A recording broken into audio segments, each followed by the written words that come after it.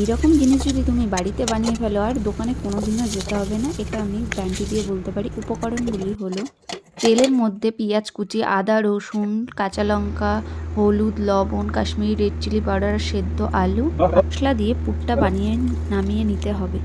বেসন, cornflour, হলুদ, লবণ, Kashmiri red chilli powder দিয়ে একটি ব্যাটার বানিয়ে নিতে হবে অল্প অল্প জল দিয়ে। ঠান্ডা হয়ে গেলে হাতে করে নিয়ে আলুটাকে ভালো করে শেপ দিয়ে ব্যাটারে ডুবিয়ে গরম তেলে লো ফ্লেমে উল্টে পাল্টে ভেজে নিলেই লাল লাল রেডি হয়ে যাবে আমাদের আলুর চপ। এটার টেস্ট আরও বাড়ানোর জন্য আমরা একটি বাটির মধ্যে নিয়ে নিয়েছি কাঁচা লঙ্কা, পেঁয়াজ কুচি, একটু বিট লবণ, সর্ষের তেল, কাঁচা ছোলা, মুড়ি, তার সাথে নিয়ে নেব চানাচুর।